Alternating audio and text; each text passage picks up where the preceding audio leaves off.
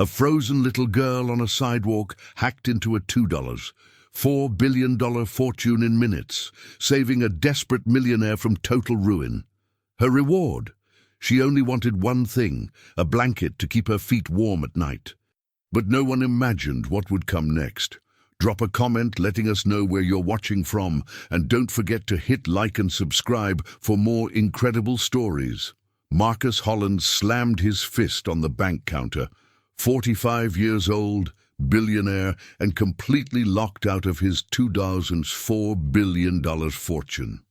"Someone changed my password," he shouted at Gerald, the sweating manager. "My ex-wife Victoria and her lawyer hijacked everything," Gerald typed frantically. "Security protocols require 72 hours to verify identity theft." 72 hours? I have payroll tomorrow. My board will vote me out.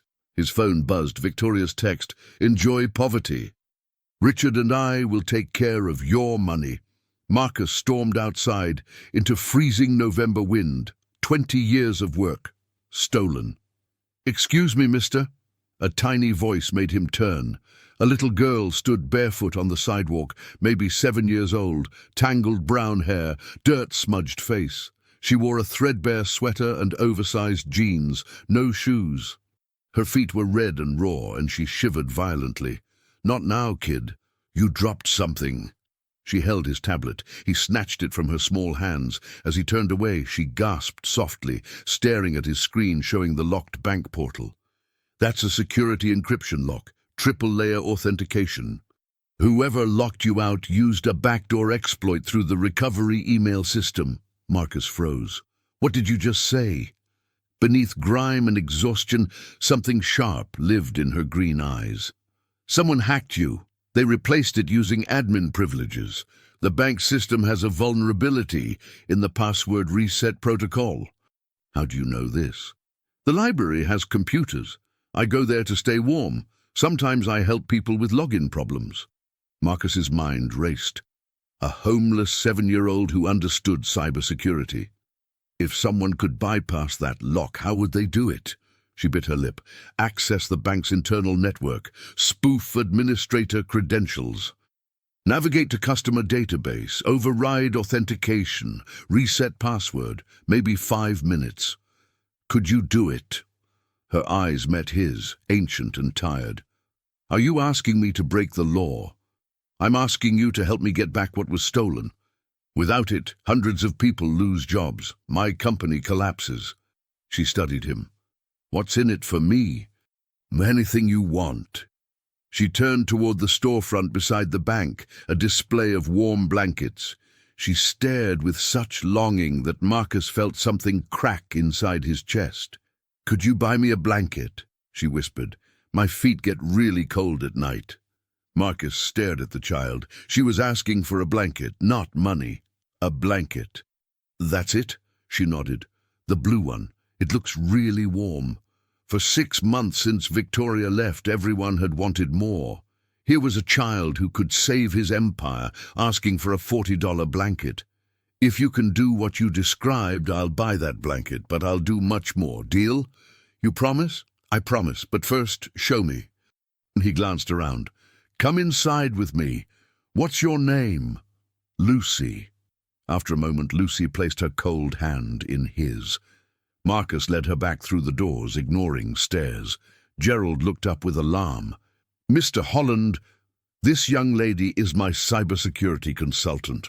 We need a private office with computer access, now." Lucy climbed onto an office chair in a conference room, feet dangling. "What's your account number?"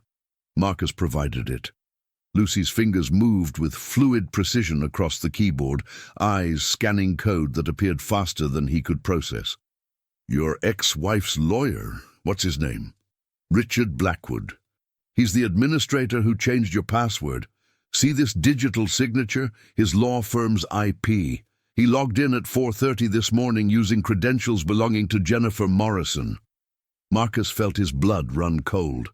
She's the bank's head of customer security. Then she's helping him, or he stole her login. Lucy's fingers never stopped. "I'm routing through the bank's internal network. I can mirror Jennifer Morrison's authentication tokens for 90 seconds. That's enough. Enough for what? To reset your password and lock everyone else out. Lucy's hands danced across keys. Almost there. 10 seconds. 9. Gerald burst through the door. Security is coming. 7, 6, 5, 4, 3, 2. Done.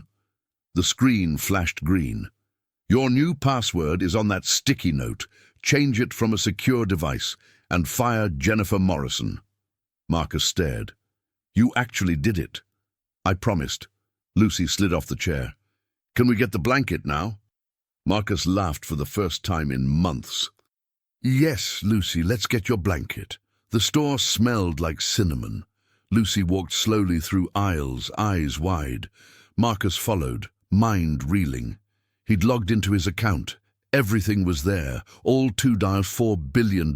His company was safe, because a barefoot 7-year-old had hacked bank security in 5 minutes.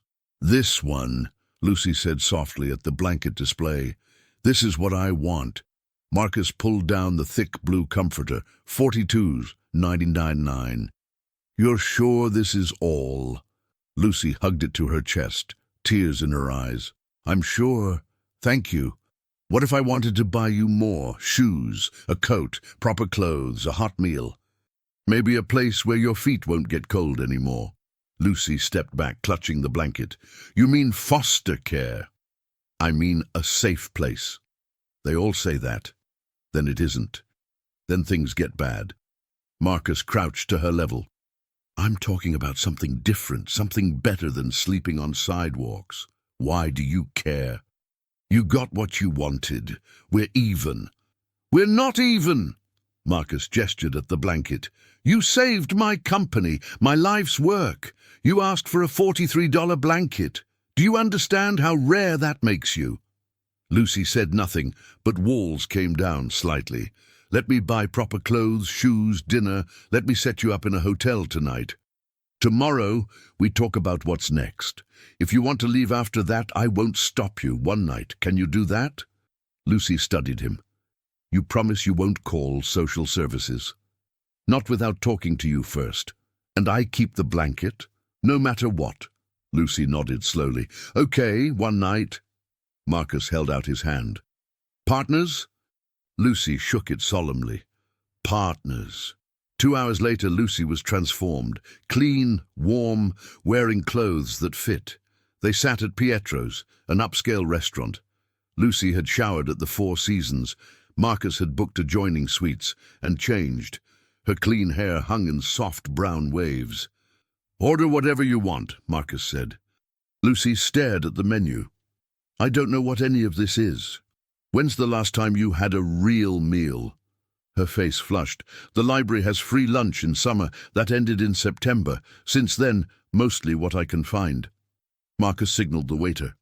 Calamari, chicken parmesan, fettuccine alfredo, lasagna, family style. And a chocolate milkshake for the young lady. Lucy's eyes widened. That's too much. Whatever we don't eat goes back for breakfast. Marcus leaned back. Now tell me the truth. How did you really learn to hack systems? Lucy traced patterns on the tablecloth. My mom worked for Sentinel Security Systems. They designed cybersecurity for banks and government. When she brought work home, she'd explain everything. Not like I was a kid, like I was her colleague. She recognized your gift. She said I saw patterns others missed. By 4, I could read code. By 5, I could write it. Lucy looked up, eyes distant. The night she died, she was working on vulnerability testing. She made me promise to remember everything she taught me. She said my gift would keep me safe. What happened to her? Car accident. Drunk driver ran a red light. She died before the ambulance arrived. I was in the back seat. I had my seatbelt on. Marcus felt his throat constrict. I'm so sorry, Lucy. Food arrived. Lucy's eyes went round as dishes covered the table. The chocolate milkshake arrived last, topped with whipped cream. This is all for us? This is all for you. Eat as much as you want. Lucy didn't need telling twice. Marcus's office overlooked Lake Michigan at midnight. He sat at his desk, trying to figure out how to tell his lawyer he'd met a 7-year-old genius and wanted to protect this child, though he had no legal right. His phone rang. David Chen, his attorney for 15 years. This better be good, Marcus. I need help. Hypothetically, if someone wanted to become legal guardian of a child they'd just met, how would they do it? Silence. Then, what did you do? Nothing illegal. This morning, Victoria and Blackwood locked me out of my accounts. They'd hacked the bank. I was screwed. Gerald said 3 days to verify fraud. By then, I'd have lost everything. Your CFO said you fixed it. How? A 7-year-old girl named Lucy, homeless. She saw what was happening and offered help. David, she hacked the bank's security in under 5 minutes. She saved my company. David whistled low. That's impossible. Her mother worked for Sentinel Security before dying in a car accident 3 years ago. Lucy's been on her own since, surviving however she can. Her mother taught her to code professionally before kindergarten. Marcus pressed his forehead against glass. I asked what she wanted in return. A $43 blanket, because her feet get cold at night. David was quiet. Where is she now? Hotel room next door at the Four Seasons. I bought her clothes, fed her dinner, got her off the street. Marcus turned from the window. David, I can't send her back into the system. You should see how she reacts to mentions of social services or foster care. Something bad happened. Marcus, guardianship is serious. Courts want stability, proper environments, background checks. You travel constantly, work 80-hour weeks, have an ex-wife trying to destroy you. No judge will... Then help me figure out what they will approve. There has to be a way. Why? Why this child? You've never wanted kids. Marcus closed his eyes, remembering Lucy's bare feet on concrete. Because she deserves better. Because she's brilliant and nobody's protecting that brilliance. Because every adult in her life has failed her, and I have resources to help. And maybe because when I was her age, I would have done anything for someone to help me. David sighed.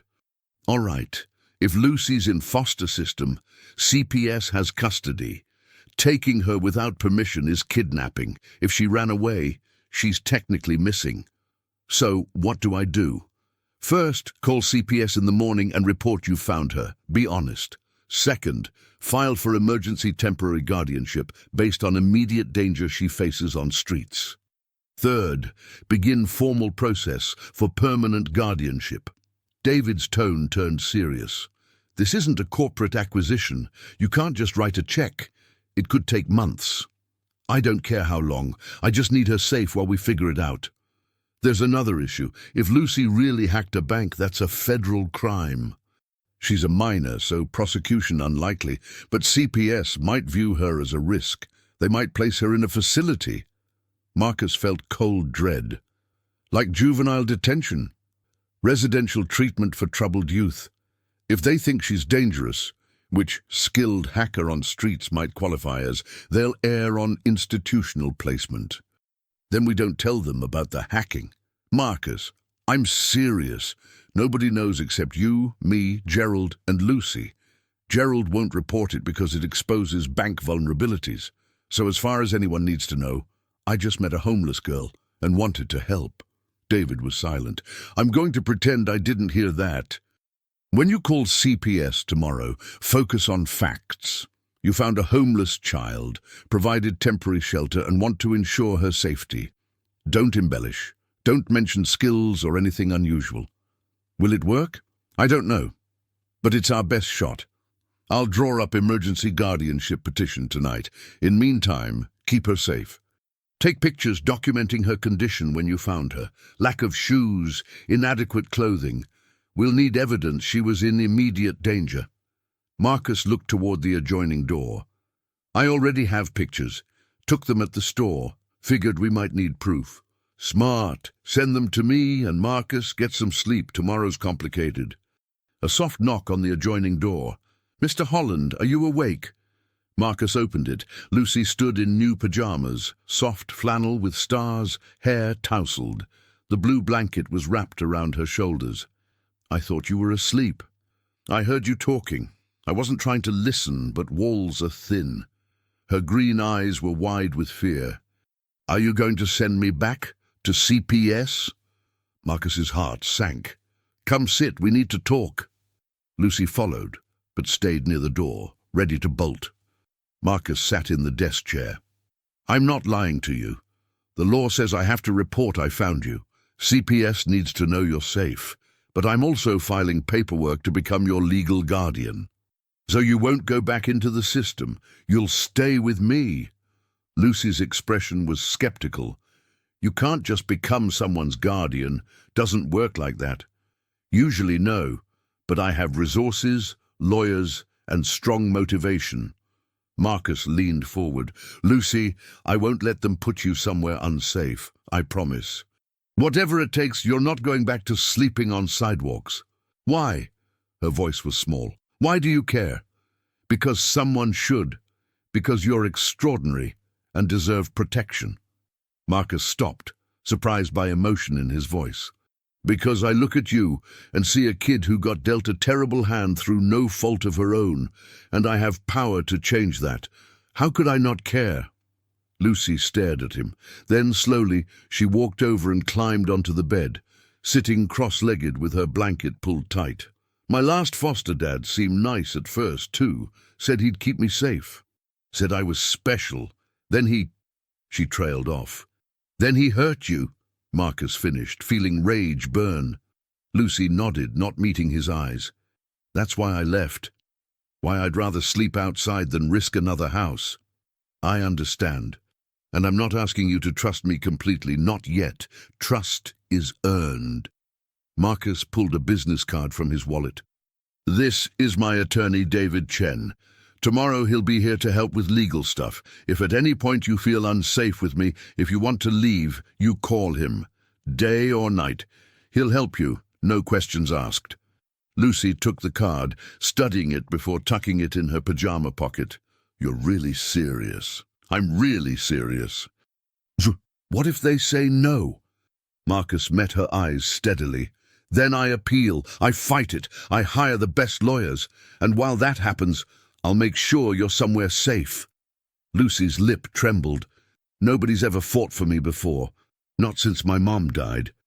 Then it's about time someone did. Marcus smiled softly. Now, it's late and tomorrow's long. Try to get sleep. Leave the adjoining door open. If you need anything in the night, just call out. Lucy slid off the bed. At the doorway, she paused. Mr. Holland, thank you for the blanket and everything.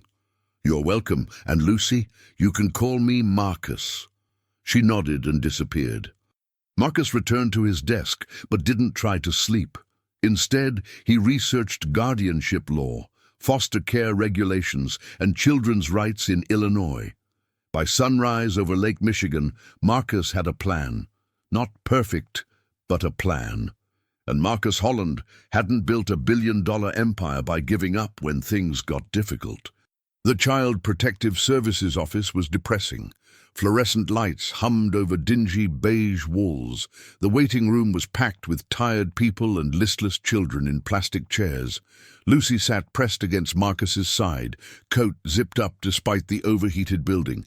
She hadn't said much during the drive. Marcus could feel tension radiating from her. It's going to be okay, he murmured. Just tell the truth about where you've been living. Lucy nodded mutely, clutching her blue blanket.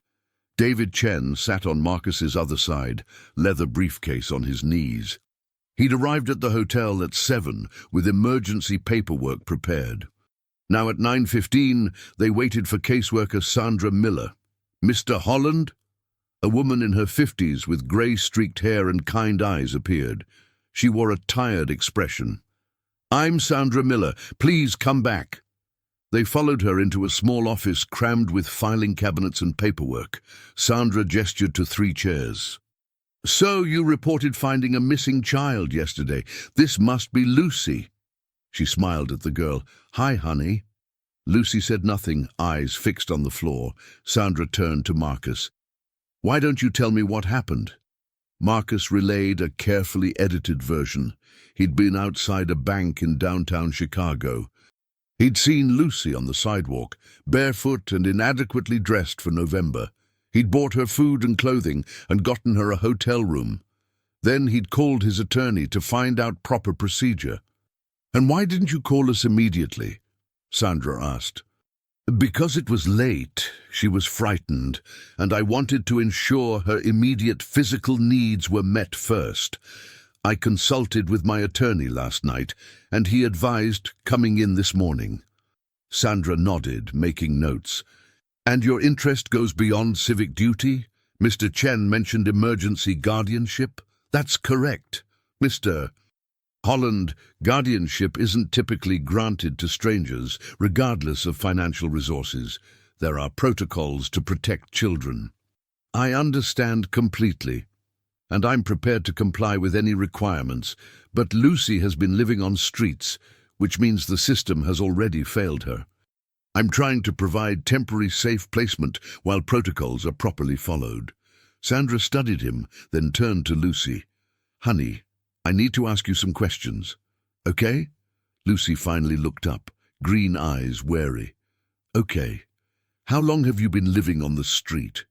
"2 years, since I was 5. Sandra's pen stopped moving. "2 years? Lucy, we have records that you were placed in foster care 3 years ago after your mother passed. You went missing from your last placement 26 months ago." "You weren't looking very hard," Lucy muttered. "That's not fair, sweetie. We had your information in missing persons database. We followed every lead. But you're smart, and you were good at staying hidden." Sandra's voice remained gentle. "Can you tell me why you ran away from your last foster home?" Lucy's jaw tightened, her hands clenched into fists on the blanket. Finally, she whispered, "I didn't run away. I escaped." "Escaped from what?" Silence filled the office. Lucy struggled with whether to speak. Finally, "Mr. Patterson, the foster dad, he came into my room at night. He said if I told anyone, they wouldn't believe me because I was just a foster kid and he was respected. So I left." Sandra's face went pale. "Lucy, did Mr. Patterson hurt you?" "He tried.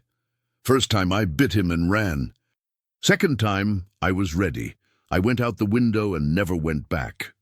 Lucy's voice was flat, emotionless. "I reported it once to a police officer downtown. He said I was making it up for attention and threatened juvenile detention if I kept telling lies about good people, so I stopped telling."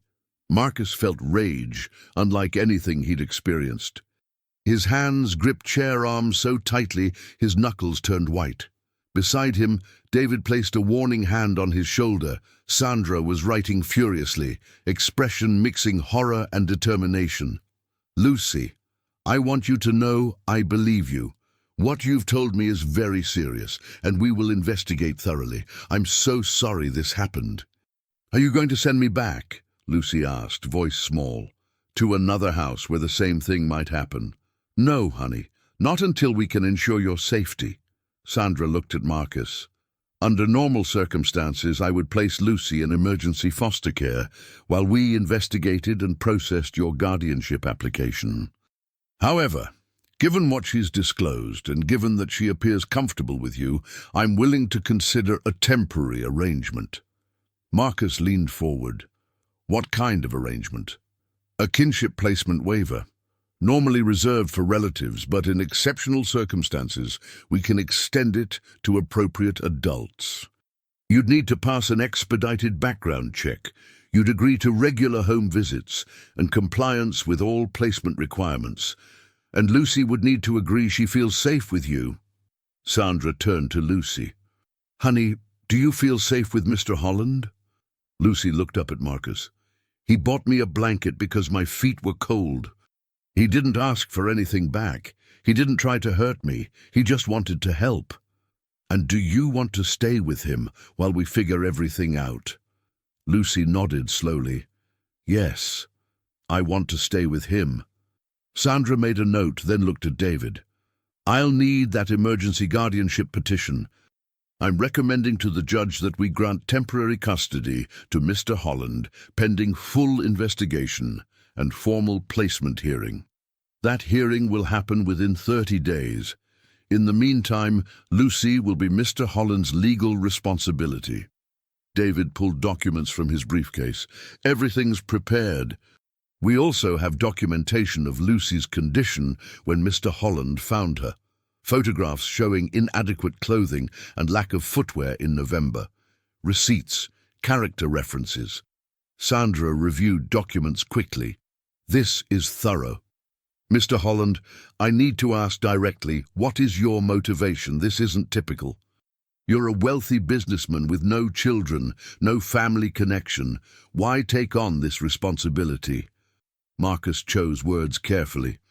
I built my company from nothing. I grew up poor, not homeless, but close enough. I remember what it felt like to be hungry, to be cold, to feel forgotten. When I saw Lucy yesterday, I saw a child with extraordinary potential who'd been let down by every adult. I have resources to change that. How could I not try? Sandra studied him, then nodded. I'll process this today and have it before a judge by tomorrow morning. In meantime, Lucy stays with you at the hotel. Don't leave the city.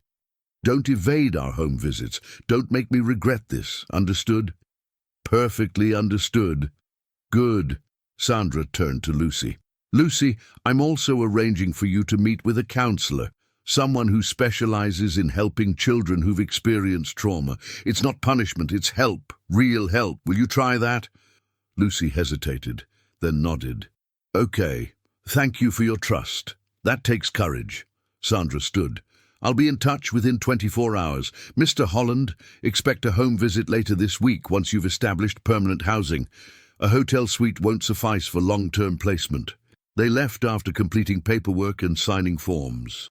Lucy walked between Marcus and David, her blanket trailing behind like a security cape. That went better than expected, David said quietly. Sandra seems reasonable, and the abuse disclosure actually helps your case. It establishes why she fled and why she needs stable, safe placement immediately. It makes me sick, Marcus replied, voice low and angry. How many other kids are in the same situation? Too many, but you can't save them all. Right now, focus on saving this one. They reached the car.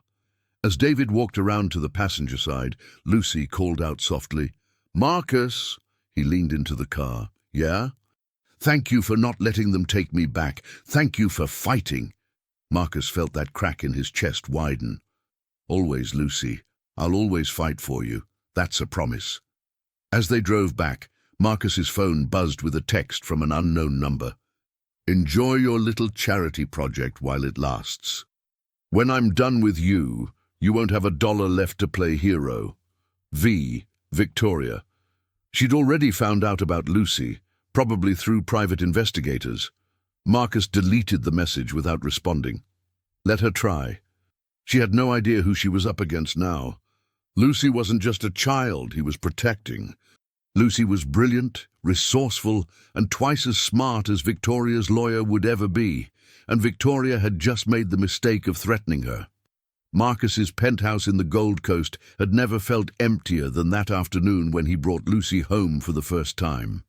4,000 square feet of marble floors, high ceilings, and floor-to-ceiling windows with panoramic views of Chicago. $8 million, featured in Architectural Digest. Victoria had decorated it with abstract art and minimalist furniture that looked expensive but felt cold. Lucy stood in the entrance hallway, small figure dwarfed by the scale, and looked around with wide eyes. This is where you live. This is where we live now, Marcus corrected gently, at least until the hearing in 30 days.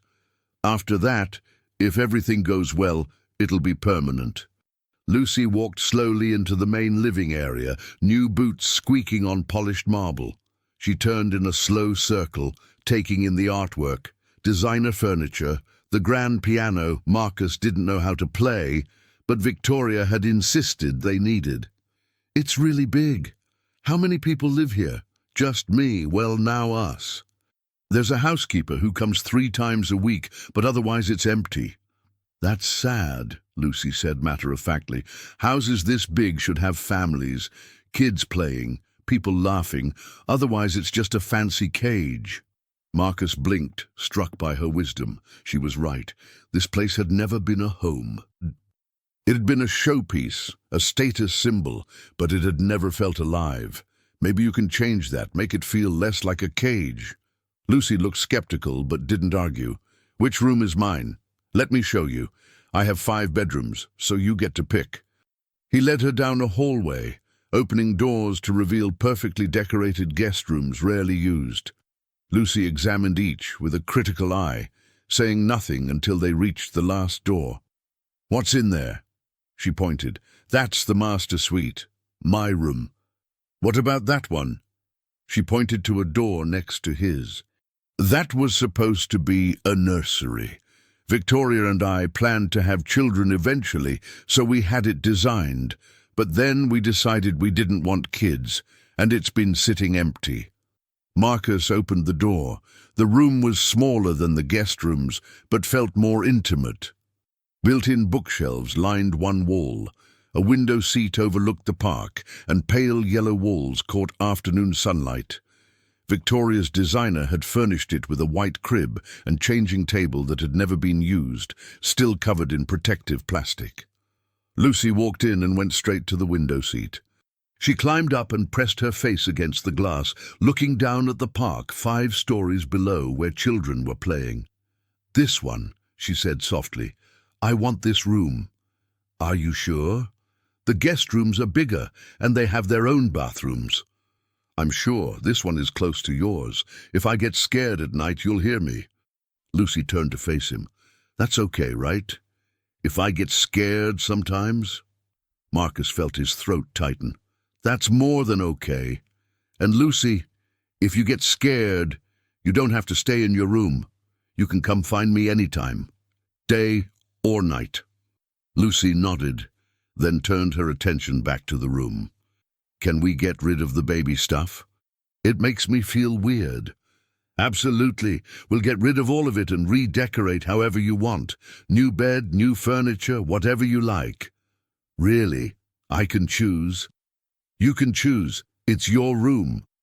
For the first time since Marcus had met her, Lucy smiled. A real, genuine smile that lit up her entire face. "Can I have a desk for a computer? And bookshelves. I really like books. You can have a desk, a computer, all the bookshelves you want, and every book your heart desires. We'll go shopping this weekend and you can pick everything out." Lucy's smile widened. Then suddenly it faltered. "Marcus, what happens if the judge says no?" Marcus crossed the room and knelt at her eye level. "Then I appeal. And if that doesn't work, I keep fighting until we find a way. Lucy, I meant what I said yesterday. I'm not giving up on you, whatever it takes. But what if? No what ifs. Not today. Today, let's just focus on making this room yours and figuring out dinner. The rest we'll handle as it comes." Marcus stood and held out his hand. "Deal." Lucy took his hand and shook it solemnly. "Deal." They spent the afternoon removing nursery furniture and making lists. Lucy had specific ideas. A large desk with multiple monitors for computer setup, bookshelves to the ceiling with a rolling ladder like old libraries, a reading chair with good lighting, and a bed with storage underneath where she could keep important things. "Important things like what?" Marcus asked as he took notes. Lucy's expression became guarded. "Things I need to keep safe, things I don't want anyone else to see." Marcus didn't push. "Storage under the bed, got it. Anything else? Can I have a lock on my door? One that only I have the key to?" The request made Marcus's chest ache, understanding what it implied. Lucy needed to feel secure, needed to control who entered her space. "Yes, we'll install a lock and you'll have the only key. I promise I will never enter your room without permission." Lucy studied him for a long moment, testing the truth of his words. "Okay, thank you." They were discussing paint colors when Marcus's phone rang. David Chen. I need to take this. Will you be okay here for a few minutes? Lucy nodded, already absorbed in scrolling through paint samples on Marcus's tablet. Marcus stepped into the hallway and answered, "Please tell me you have good news." "Mixed news. Judge Patterson approved temporary guardianship. Lucy can stay with you for 30 days while CPS investigates. The formal hearing is scheduled for December 28th. That's the good news. What's the mixed part? The judge is Harold Patterson. Any relation to the foster father Lucy accused? Marcus's blood ran cold. You're kidding. I wish I was. Judge Harold Patterson's younger brother is Dennis Patterson, licensed foster parent in Cook County for 6 years. Same surname isn't proof of bias, but it's concerning. Can we request a different judge? On what grounds? We'd have to prove bias. Right now, all we have is a shared surname. If we make accusations without proof, we could damage your case." David paused. "Marcus, there's something else. Victoria's filed a motion claiming you're financially unstable and using Lucy as a publicity stunt to gain sympathy in your financial disputes. She's requesting the court freeze your assets pending a full audit." Marcus leaned against the wall, closing his eyes. "Of course she is." "It gets worse. Richard Blackwood is representing her, claiming your sudden interest in foster care is evidence of erratic behavior. He's painting you as someone having a breakdown who shouldn't be responsible for a child. That's insane. I'm trying to help a homeless kid, and they're using it against me? Welcome to family court, where good deeds get twisted into evidence of instability." David sighed. "Here's what we do. First, I'll oppose the asset freeze motion aggressively. That hearing is next week. Second, we document everything, every interaction with Lucy, every expense, every decision. If Victoria claims this is a publicity stunt, we prove it's genuine. It is genuine. I'm not doing this for optics. I'm doing it because Lucy needs help and I can provide it. I believe you. But we need to make a judge believe it too, especially if that judge might be related to the man Lucy accused." David's voice turned serious. "Marcus, be very careful. Victoria and Blackwood are playing for keeps, and now they have ammunition. A custody battle, accusations of financial instability, questions about your judgment. This could get ugly fast. Let it get ugly. I'm not backing down." "I know you're not. That's what worries me. Just promise me you'll be smart. No impulsive decisions. Run everything past me first. And keep detailed records of every cent you spend on Lucy's care." They ended the call. Marcus stood in the hallway, processing the information. Victoria was escalating. The judge might be biased. The hearing was in 30 days. And somehow, Marcus had to prove to a potentially hostile court that his decision to help Lucy was legitimate, stable, and in her best interest. He looked back toward Lucy's room where she was still scrolling through paint options, completely absorbed. She had no idea what was coming. No idea that adults she'd never met were already scheming to use her as a pawn. But Marcus knew. And he'd be damned if he'd let Victoria, Blackwood, or anyone else hurt this child. He walked back into the room. Lucy looked up from the tablet. "Everything okay?" she asked, sharp eyes noting something in his expression. Marcus forced a smile. "Everything's fine. I just found out the judge approved you staying here for the next month. It's official." Lucy's face brightened. "Really? I get to stay? You get to stay. Now, what color did you decide on for the walls?" Lucy turned the tablet to show him. "This one. It's called Morning Sky Blue. It reminded me of before. When my mom was alive, we had an apartment with a window that faced east. Every morning, the sky would turn this exact color right before sunrise. Mom would wake me up to watch it with her. She said it was the world promising a new day." Marcus looked at the color sample, a soft, hopeful blue that did indeed look like a sunrise. "Morning Sky Blue it is. We'll have painters here by the end of the week." "Marcus," Lucy set down the tablet and looked at him seriously, I heard you on the phone. I wasn't trying to listen, but I heard you say Victoria and someone are trying to use me. What did that mean? Marcus debated lying, trying to protect her from adult problems. But Lucy was too smart for that, and she deserved honesty. My ex-wife is trying to make it look like I'm only helping you to make myself look good in our legal battles. She's wrong, but she's going to try to convince a judge otherwise. Lucy's expression hardened. So I'm a problem for you. Helping me is making your life more complicated. No. Marcus crossed to her and knelt down again. Lucy, you're not a problem. You're the best thing that's happened to me in years.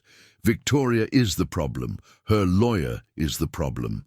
But you're exactly where you should be, and I'm exactly where I want to be. Do you understand? Lucy searched his face, looking for any hint of deception. Whatever she saw there must have satisfied her because she nodded slowly. Okay, I believe you. Good. Now let's talk about dinner. What sounds good? Can we order pizza? I haven't had real pizza in forever. The kind from those places where you throw away half the box. I used to get that from garbage cans sometimes, but it was always cold and soggy. Marcus felt that familiar ache in his chest. We can definitely order pizza. Hot, fresh pizza delivered right to the door. Any toppings you want. Even pineapple? Even pineapple. Though I have to tell you that's controversial. Some people say pineapple doesn't belong on pizza. Lucy grinned. Those people are wrong. Pineapple is the best topping. Marcus laughed, genuinely laughed, for the first time in what felt like months. All right, pineapple pizza it is. Let me place the order. As he pulled out his phone to call the local pizzeria, Marcus realized something important. For all of Victoria's schemes and legal maneuvering, for all the challenges ahead, she'd made one critical miscalculation. She thought Lucy was Marcus's weakness, a vulnerability she could exploit. But Lucy wasn't his weakness. Lucy was his strength. Because now Marcus wasn't just fighting for his company or his reputation or his fortune. He was fighting for something that actually mattered. He was fighting for family, and Marcus Holland had never lost a fight when something truly mattered. 1 week later, Lucy's room was transformed. Morning sky blue walls, a massive desk with 3 monitors, bookshelves reaching the ceiling, and a bed with hidden storage. The lock was installed. She kept the key on a chain around her neck. Marcus stood in the doorway, watching her arrange books. She looked happy, almost normal, but he heard her wake up gasping at night. The trauma ran deep. Marcus, Lucy called without turning. Why hasn't Victoria tried to contact you directly? Victoria doesn't do anything that doesn't benefit her. Right now, she thinks she can destroy me in court. She's wrong. Lucy turned to face him. What if she tries to hurt me to get to you? Marcus's blood ran cold. I won't let that happen. I've hired security. Nobody gets near you without my permission. You can't protect me every second. Watch me try. Marcus smiled. Lucy, promise me, if anyone approaches you when I'm not around, you run. You call me immediately. Trust nobody except me, David, and Sandra. Understood? Lucy nodded slowly. You're scared. I'm careful. There's a difference. Marcus pushed off the doorframe. Come on, David's coming over with updates. In Marcus's study, David looked exhausted. Dark circles, loosened tie, disheveled hair. You look terrible, Marcus said. Thanks. You'd look terrible too if you'd spent 72 hours fighting Victoria's legal team. David gestured to chairs. Sit. Both of you. We have problems. Lucy climbed into the leather chair, squeezing a stress ball Marcus handed her. How bad? Marcus asked.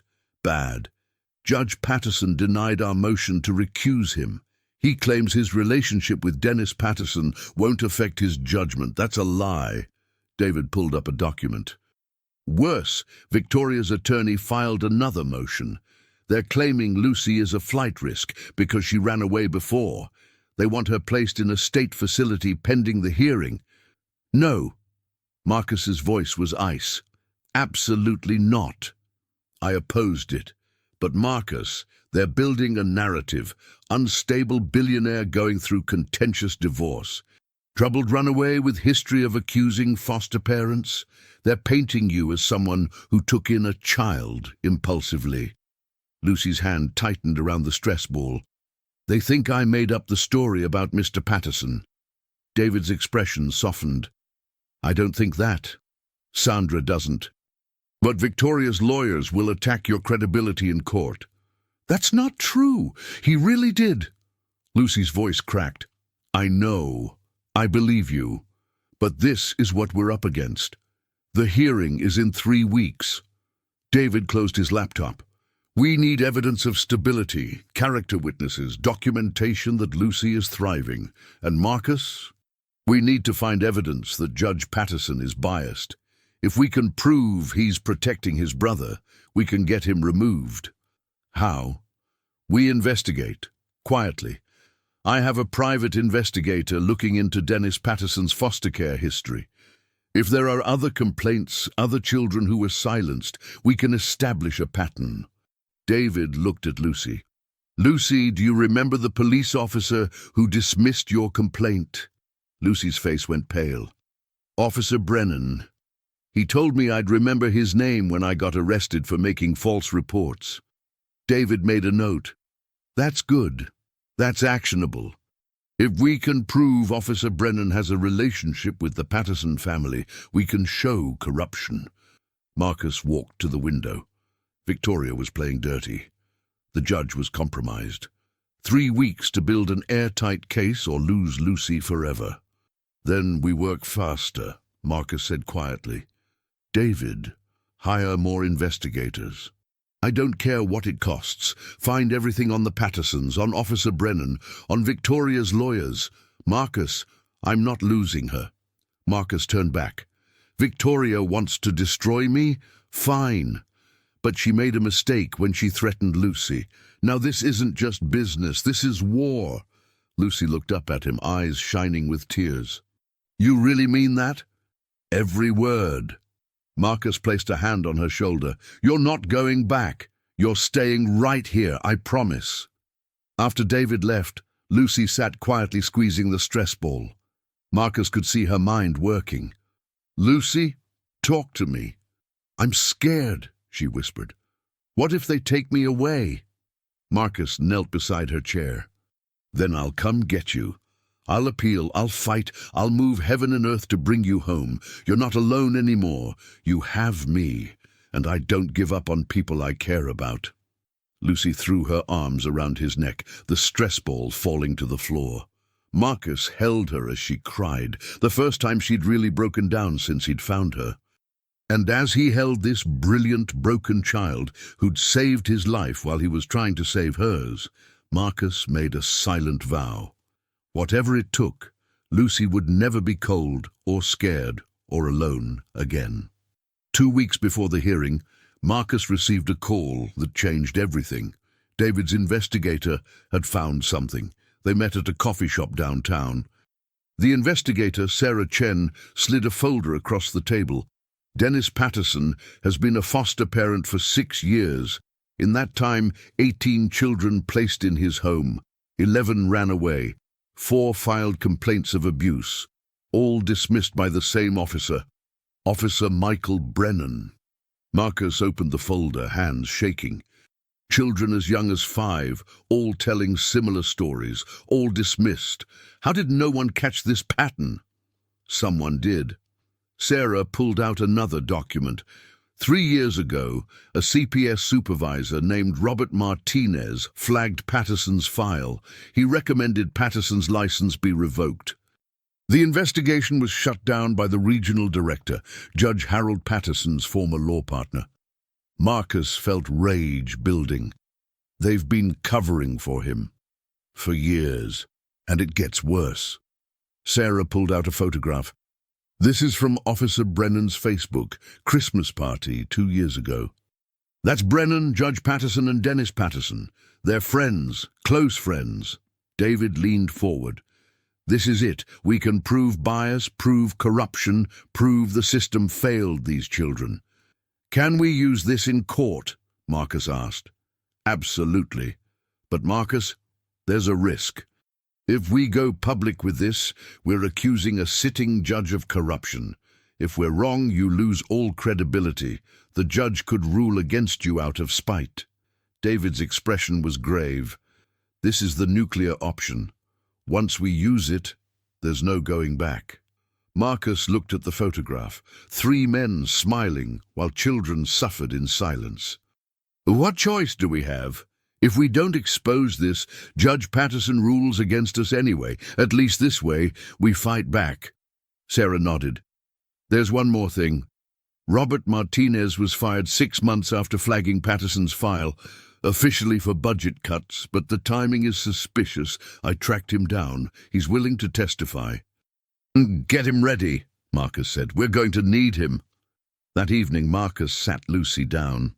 She was working on her computer, teaching herself a new programming language. Lucy, I need to talk to you about the hearing. Lucy saved her work and turned. Did something bad happen? No, something good. We found evidence that Judge Patterson has been protecting his brother. We found other children who accused Dennis Patterson. We can prove the system failed them, just like it failed you. Lucy's eyes widened. Really? There were others? 11 children ran away, 4 filed complaints, all dismissed by the same officer who threatened you. Marcus showed her the Christmas party photo. They're friends, the judge, his brother, and Officer Brennan. They've been covering for each other. Lucy stared at the photo, hands clenching. Those men let him hurt other kids. They knew and didn't stop him? Yes, and now we're going to expose them in court. What happens to them? If we prove corruption, Judge Patterson will be removed. He might face criminal charges. Dennis Patterson will lose his license and face prosecution. Officer Brennan will be investigated. Lucy was quiet. What happens to the other kids? The ones he hurt? The question stopped Marcus cold. I don't know. They should know someone believes them now. Lucy looked up. Can we help them? Marcus felt that ache in his chest. Yes. Once this is over, we'll find them. We'll help them however we can, I promise. Lucy nodded. Okay, then let's take them down. The next morning, David filed an emergency motion to recuse Judge Patterson, attaching all the evidence. The courthouse exploded. By noon, news vans were everywhere. By evening, every channel carried the story. Judge accused of covering up foster care abuse. Marcus's phone rang constantly. Reporters, lawyers, victims coming forward. Victoria called for the first time in months. Marcus, what the hell have you done? I exposed corruption, something you'd know nothing about. You've turned this into a media circus. The judge is threatening contempt. Richard says we can use this against you, prove you're unstable, desperate. Marcus laughed coldly. You're worried about reputations? Victoria, I have 11 children who ran away from an abusive home. I have 4 whose complaints were dismissed. I have a judge who protected his brother while kids suffered. And you're worried about reputations? This isn't about those kids. This is about you trying to look like a hero. Her name is Lucy. And she's not a project. She's my daughter. The words came out before Marcus could stop them, but once said he knew they were true. And if you come near her again, if you threaten her, I will destroy you so thoroughly that you'll wish you'd never met me. Silence. Then, you've changed, Marcus. Good. Because the man you married would have let this go, would have played by the rules. Marcus watched Lucy through the window. But I'm not that man anymore. Lucy changed me. She showed me what actually matters. And it's not money or reputation. It's protecting the people you love, no matter what it costs. This isn't over, Victoria said quietly. You're right, it's not, but it will be soon. And when it is, you're going to lose everything. Marcus ended the call and opened Lucy's door. She looked up. Was that Victoria? Yeah, she's scared. That's good. Lucy smiled, fierce and determined. We're going to win, aren't we? We're going to win, Marcus confirmed. "And then we're going to make sure no other kid ever goes through what you went through." The night before the hearing, Marcus couldn't sleep. He sat in his study going over testimony, evidence, witness statements. A soft knock made him look up. Lucy stood in the doorway in star-covered pajamas, blue blanket wrapped around her shoulders. "Can't sleep either?" Marcus asked gently. Lucy shook her head and climbed onto the couch. "I keep thinking about tomorrow. What if it goes wrong?" After Judge Patterson was forced to recuse himself, Judge Maria Santos had been assigned, known for being strict but fair. David called it a good draw, but Lucy was terrified. "Come here." Marcus patted the chair beside his desk. Lucy climbed in. "Tomorrow, you're going to tell the truth, just like you told Sandra, just like you told me. And you know what? What? She's going to believe you, because your story is consistent, detailed, and matches 4 other children who were brave enough to speak up. You're not alone anymore, Lucy. You have witnesses, you have evidence, you have me." Lucy's eyes filled with tears. "What if she decides you're not a good guardian? Then I'll appeal. And I'll keep appealing until we find a judge who sees what I see. A brilliant, brave girl who deserves a real home." Marcus wiped a tear from her cheek. "Lucy, 3 weeks ago, I would have told you the most important things in my life were my company, my reputation, my fortune. But you changed that. And if I have to choose between all of that and you, I choose you. Every single time. Really, really. I already told my board, if Victoria's lawyers try to use my business against me, I'm stepping down as CEO. Because, Lucy, you're more important than Holland Tech Industries. You're more important than $2.4 billion. You're more important than anything." Lucy stared at him. "Nobody's ever chosen me before." "Then it's about time someone did." Marcus stood. "Come on, let's get hot chocolate and watch a movie." They ended up on the couch watching an animated film. Lucy fell asleep halfway through, head on Marcus's shoulder, blue blanket across both of them. Marcus didn't move. He just sat there holding this child who'd become his entire world. The next morning, they arrived at the courthouse at 8:30. News vans lined the street. Reporters shouted questions. Marcus kept his hand on Lucy's shoulder, guiding her through chaos.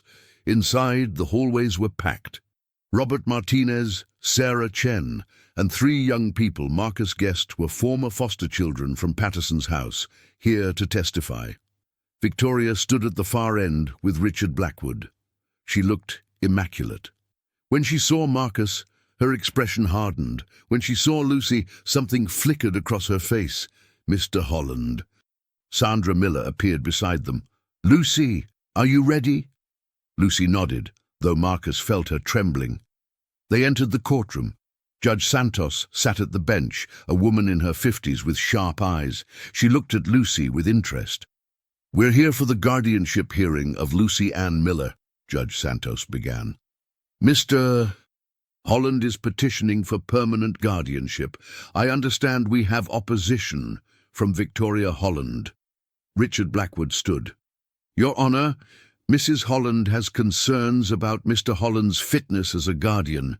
We're here to present evidence this placement is not in the child's best interest." "Very well, Ms. Miller, you may present your case first." Sandra stood. "Your Honor, Lucy was found by Mr. Holland 3 weeks ago living on the streets. She'd been homeless for over 2 years after fleeing an abusive foster placement. Mr. Holland provided immediate care, contacted CPS promptly, and has complied with all requirements. Lucy has thrived in his care. I'd like to hear from Lucy herself." Judge Santos looked at the little girl. "Lucy, can you come up here?" Lucy's hand tightened around Marcus's. He squeezed back and whispered, "You've got this." Lucy walked to the witness stand, looking impossibly small. The bailiff helped her up. "Lucy, I'm Judge Santos. Can you tell me why you ran away from your last foster home?" Lucy took a deep breath. Mr. Patterson hurt kids. He came into my room at night. He said if I told anyone, no one would believe me. So I bit him and ran away. I tried to tell a police officer, but he said I was lying. So I lived on the street because it was safer. That must have been very frightening. It was. I was cold and hungry all the time, but I was free. And then you met Mr. Holland. Can you tell me about that? Lucy's expression softened. He was upset outside the bank. Someone had stolen his money. I saw he was locked out, and I knew how to fix it, so I helped him. He asked what I wanted as payment, and I said a blanket, because my feet were cold. Judge Santos's expression shifted. He asked what you wanted, and you asked for a blanket. Yes, ma'am, and he bought it for me. But then he bought me other things, too. He got me a hotel room, so I didn't have to sleep outside. And then he called CPS and said he wanted to keep me safe. Lucy's voice grew stronger. Marcus is the first adult since my mom died who's kept his promises. He said I'd have my own room, and I do. He said he'd fight for me, and he has. He's a good person, Your Honor, the best person I know. Thank you, Lucy. Mr. Blackwood, you may cross-examine. Richard Blackwood stood. Lucy, you said Mr. Patterson hurt you, but there's no medical evidence of abuse, is there? I didn't let him hurt me. I ran away before he could. Convenient. And you said a police officer called you a liar. Do you often have trouble with authority figures believing you? Objection! David was on his feet. Counsel is badgering a 7-year-old child. Sustained. Mr. Blackwood, tread carefully. But the damage was done. Blackwood had planted the seed. I'd like to call Victoria Holland to the stand, Blackwood continued. Victoria walked to the witness stand, looking poised and confident. Mrs. Holland, can you describe your concerns? Marcus has always been impulsive. This situation is just another example. He saw a homeless child, felt guilty, and decided to play hero. He works 80-hour weeks. He travels constantly. He has no experience with children. This isn't stable. And you believe Lucy would be better served elsewhere. I believe Lucy needs professional care in a facility designed for children with her background. Marcus means well, but he's not equipped. David stood for cross-examination. Mrs. Holland, isn't it true you and Mr. Holland had no contact for 6 months until he took Lucy in? That's correct. And isn't it true you filed a motion to freeze his assets immediately after learning about Lucy? Victoria's expression tightened. I filed that motion because Marcus was behaving erratically, or because you saw an opportunity to hurt him? David pulled out a document. This is a text message you sent to Mr. Holland. I quote, enjoy your little charity project while it lasts. When I'm done with you, you won't have $1 left to play hero. Does that sound like someone concerned about a child's welfare, or someone seeking revenge? Objection! Blackwood shouted. Overruled. Mrs. Holland, please answer. Victoria's composure cracked. I was angry. You're not here because you care about Lucy. You're here because you want to hurt Marcus, and you're willing to use a traumatized child to do it. The courtroom erupted. Judge Santos slammed her gavel. Order. Mr. Chen, you've made your point. Mrs. Holland, you may step down. The hearing continued for hours. Robert Martinez testified about the covered-up investigation. 3 former foster children testified, stories matching Lucy's in chilling detail. Sarah Chen presented evidence of the relationship between Judge Patterson, his brother, and Officer Brennan. By late afternoon, everyone was exhausted. Judge Santos called for a 30-minute recess. Marcus found Lucy in the hallway with Sandra. She looked drained, blue blanket wrapped tight. How are you holding up? Tired. Mr. Blackwood made me sound like a liar. He didn't. He tried. But Lucy, the judge saw through it. Marcus put his arm around her. We're almost done. When they returned, Judge Santos looked at both sides. I've heard compelling testimony today. I've seen evidence of systematic failure in our foster care system, and I've seen a child who desperately needs stability. She looked at Lucy. Lucy, I want you to know that I believe you. What happened to you was real and it was wrong, and the system failed you. Lucy's eyes filled with tears. That being said, I need to determine what placement is in your best interest.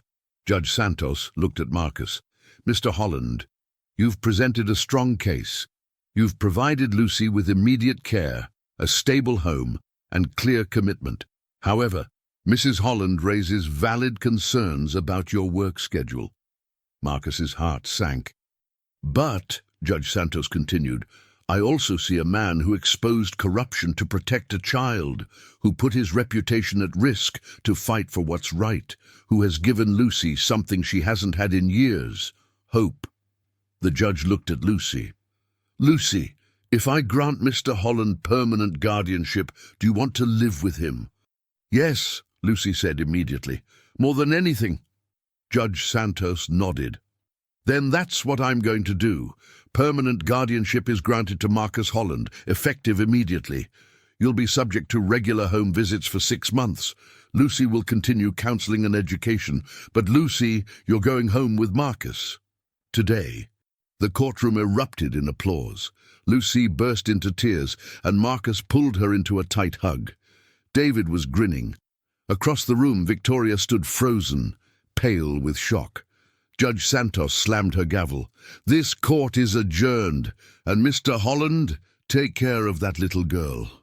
I will, Your Honor, Marcus promised, for the rest of my life. 3 days after the hearing, Marcus woke to find Lucy standing in his doorway at 6 in the morning, fully dressed, backpack on her shoulders, blue blanket rolled up and tied to the pack. Marcus sat up, heart racing. Lucy, what's wrong? I need to leave before you change your mind. Change my mind, Lucy, we just won. You're staying here permanently. People always say that. Then they realize I'm too much work or too damaged, so I'm leaving now before you kick me out. It's easier this way. Marcus threw off his covers and crossed to her, kneeling down. Lucy Ann Miller, look at me. She finally raised her eyes to his. I stood in front of a judge and promised to take care of you for the rest of your life. I exposed corruption and risked everything to keep you safe. Do you really think I'm going to change my mind after 3 days? You might, Lucy whispered. When you realize I wake up screaming, when you realize I hoard food, when you realize I'm broken. Marcus felt his heart shatter. Lucy, you're not broken, you're surviving. Yes, you wake up at night. Yes, you hoard food. Yes, you have nightmares. But none of that makes me want you to leave. It makes me want to help you heal. Why? Why do you care so much? Marcus sat cross-legged on the floor. After a moment, Lucy did the same. Before I met you, I was empty. I had money and success and everything the world says matters, but I was hollow inside. I went through the motions. I built empires and made billions, but I had no purpose. He took her hand gently. And then I met a 7-year-old girl who saved my company and only asked for a blanket, who'd survived 2 years on the streets through pure determination, who was brilliant and kind and brave, despite every reason not to be. And suddenly, I had a purpose, taking care of you, protecting you, making sure you never felt alone again. But what if I can't get better? What if I'm always scared? Then I'll be patient. We'll work through it together, Lucy. You don't have to be perfect. You don't have to heal on any timeline. You just have to be here. That's enough. Lucy stared at him, then slowly shrugged off her backpack. You really mean that? Every word. Marcus stood and held out his hand. Come on, let's get you unpacked and then I'll make breakfast. How do you feel about pancakes? I've never had homemade pancakes. Then it's about time you did. An hour later, they sat at the kitchen island eating pancakes. Lucy was telling Marcus about a coding project she wanted to start. I want to create a database for kids in foster care, a way to report abuse anonymously and track patterns. If someone like Mr. Patterson has multiple complaints, it would flag him automatically. The system can't cover it up if everyone can see the data. Marcus stared at her. Lucy, that's brilliant and potentially revolutionary. Do you know how many kids that could help? That's why I want to do it. Then we'll make it happen. I'll fund it, you design it, we'll call it the Lucy Project. Lucy's face lit up. Really, you'd help me build it? Of course, but Lucy, this is a big undertaking. It might take months, maybe years. You'd have to stick around to see it through. Marcus smiled. Think you can do that? Lucy smiled back, her real smile. Yeah, I think I can stick around. That afternoon, David stopped by with paperwork, the final documents making Marcus Lucy's legal guardian. As Marcus signed each form, it hit him how drastically his life had changed in 3 weeks. How does it feel? David asked. Terrifying. Amazing. Right. Marcus set down the pen. Is that normal? I have 3 kids. Trust me, that feeling never goes away. David gathered the papers. Marcus, I've been practicing law for 20 years. Most people would have walked away, but you fought for her. You changed the entire foster care system to protect her. That's extraordinary. I just did what anyone should have done. But no one did. Not for years. Until you. David smiled.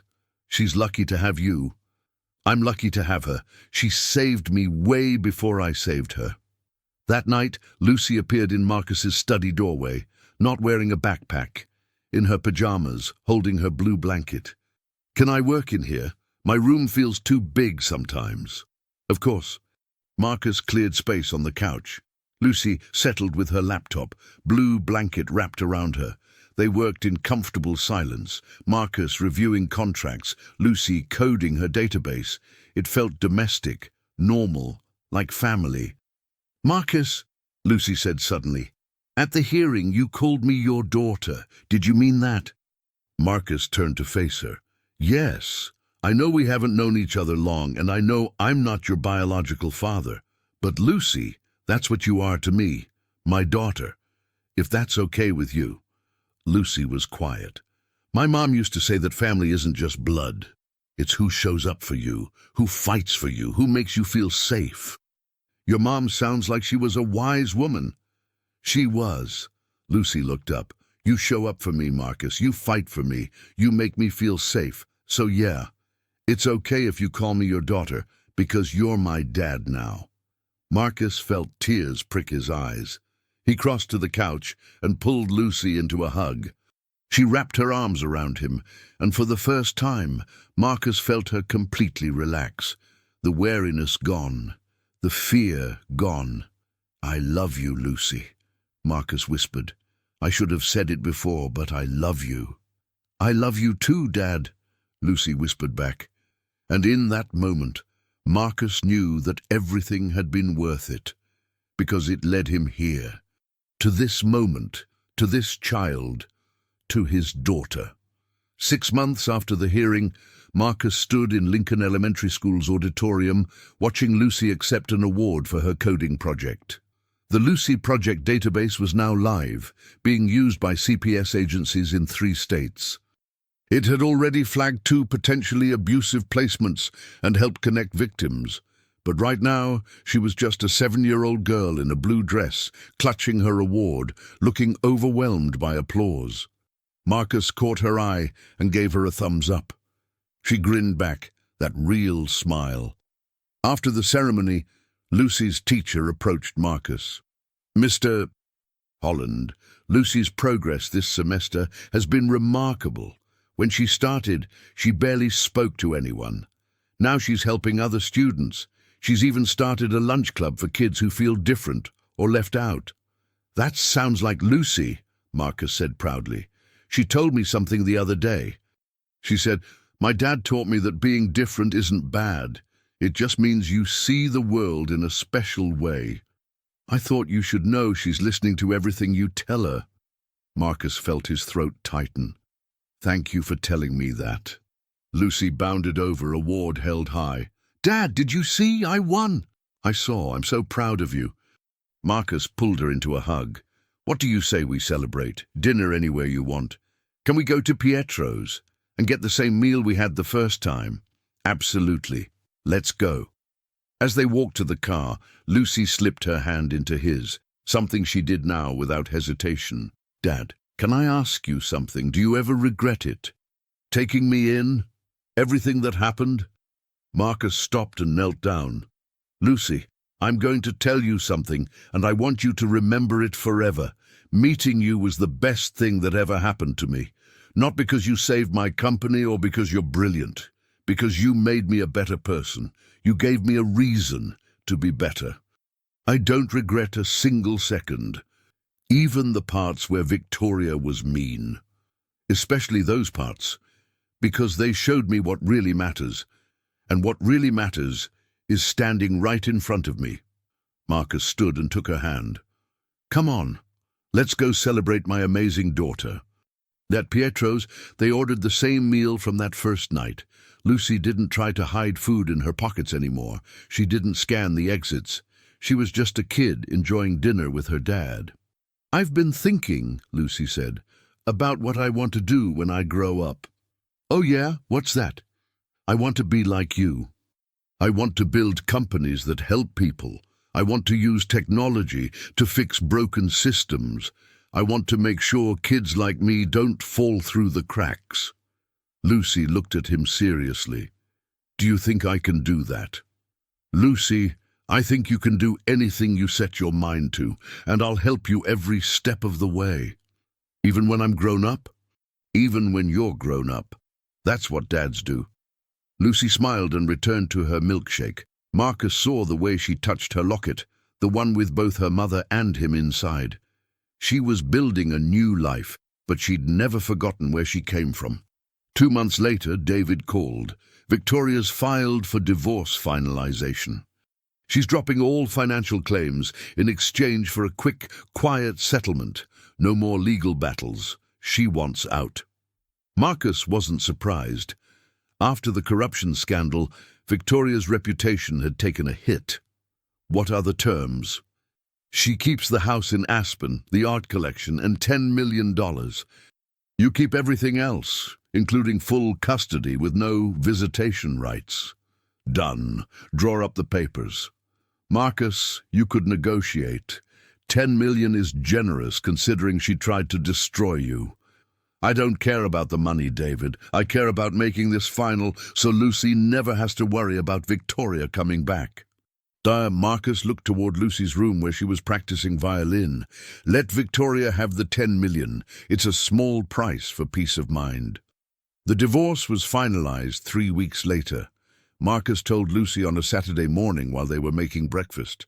Lucy, I have some news. The divorce is final. Victoria signed the papers. She's agreed to stay out of our lives permanently. Lucy looked up from the eggs. Does that mean she can't try to take me away anymore? That's exactly what it means. You're safe. We're safe. It's just us now. Lucy set down the egg carton and threw her arms around Marcus's waist. Good. I like it being just us. Marcus hugged her back. Me too, kiddo, me too. That summer, Marcus made a decision that surprised everyone. He stepped down as CEO of Holland Tech Industries, moving into a chairman role that required less travel and fewer hours. I have something more important to do now, he told David. I have a daughter to raise, and I'm not missing any more of her childhood. Lucy cried when he told her, Dad, you don't have to give up your company for me. You're more important, Marcus said simply. And I'm not giving it up. I'm just changing my priorities. The company will be fine, but you're only going to be a kid once. I want to be there for it, all of it, all. So Marcus became the dad who coached Lucy's soccer team, even though neither knew anything about soccer and they lost every game. He became the dad who attended every school concert, every science fair, every coding competition. He became the dad who helped with homework, made packed lunches and read bedtime stories. And slowly, Lucy transformed. The wariness faded. The nightmares became less frequent. She stopped hoarding food. She started inviting friends over. She laughed more. She trusted more. She healed. One night, Almost a year after they'd met, Marcus was tucking Lucy into bed when she said, "Dad, I don't think I need the lock on my door anymore." Marcus sat on the edge of her bed. "Are you sure? There's no rush." "I'm sure. I don't feel like I need to lock everyone out anymore, because I know you won't let anyone hurt me." Lucy pulled her blue blanket up.